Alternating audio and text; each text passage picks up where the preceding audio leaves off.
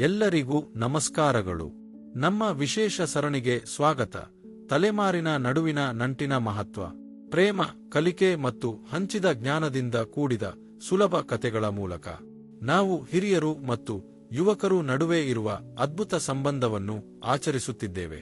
ಬನ್ನಿ, ಪ್ರತಿಯೊಂದು ಕಥೆಯ ಜೊತೆಗೆ ನಾವು ಒಟ್ಟಾಗಿ ಈ ಪಯಣದಲ್ಲಿ ಹೆಜ್ಜೆ ಹಾಕೋಣ. ಕಥೆ 2, ಅಜ್ಜಿಯ ಮರೆತ ಪಾಕವಿಧಾನಗಳು. ಪ್ರತಿ ಬಾಯಿಗೆ ಹೋದ ರುಚಿಯಲ್ಲಿ ಹೃದಯದ ನೆನಪುಗಳ ಗುಮಟ. ಸೋನಿಯಾದ್ರು ಒಂದು ಕನಸು ಹೊಂದಿದ್ದರು. ಒಂದು ಸಣ್ಣ ಆದರೆ ಆತ್ಮಪೂರ್ಣವಾದ ಹೋಟೆಲ್ ತೆರೆಯುವುದು. ಹೆಸರಾಂತ ಆಹಾರವಲ್ಲ, ಆದರೆ ಮನಸ್ಸಿಗೆ ತಲುಪುವ ತಿಂಡಿಗಳು. ಆಕೆ ಹಲವಾರು ಪ್ರಾಮಾಣಿಕ ಪ್ರಯತ್ನ ಮಾಡಿದರು. ಆಧುನಿಕ ಮೆನುಗಳು, ಆಕರ್ಷಕ ಪ್ಲೇಟಿಂಗ್, ಫ್ಯೂಷನ್ ರೆಸಿಪಿ. ಆದರೆ ಏನೋ ಕುರುಡು ಅಂತಹ ಅನುಭವ. ಬಾಯಿಗೆ ರುಚಿ ಇದ್ದರೂ ಹೃದಯಕ್ಕೆ ಸ್ಪರ್ಶವಾಗದಂತಿತ್ತು. ಒಂದು ವಾರಾಂತ್ಯ ಅವಳು ಬೆದರಿದ ಮನಸ್ಥಿತಿಯಲ್ಲಿರುವಾಗ ಆಕೆ ತನ್ನ ಹಳ್ಳಿಯ ಅಜ್ಜಿಯ ಮನೆಗೆ ಹೋಯಿತು. ಆ ಹಳೆಯ ಮನೆಯಲ್ಲಿ ತುಪ್ಪದ ವಾಸನೆ, ಒಣಹೂಗಳ ಪರಿಮಳ ಮತ್ತು ಕಾಲದ ನೆನಪು.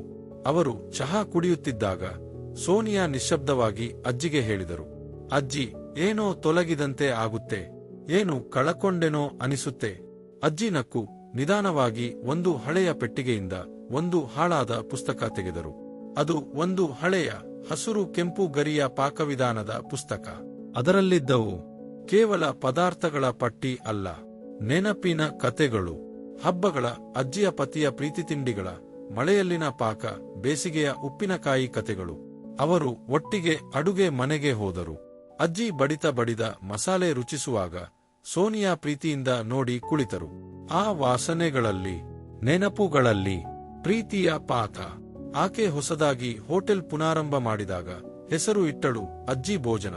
ತಿಂಡಿಗಳು ಸರಳವಾಗಿದ್ದರು, ಜನ ದೂರದಿಂದ ಬಂದು ತಿಂದರು. ಏಕೆಂದರೆ ಅವರು ಬಾಯಿಗೆ ಮಾತ್ರವಲ್ಲ, ಹೃದಯಕ್ಕೂ ಆಹಾರ ಬೇಕಿತ್ತು.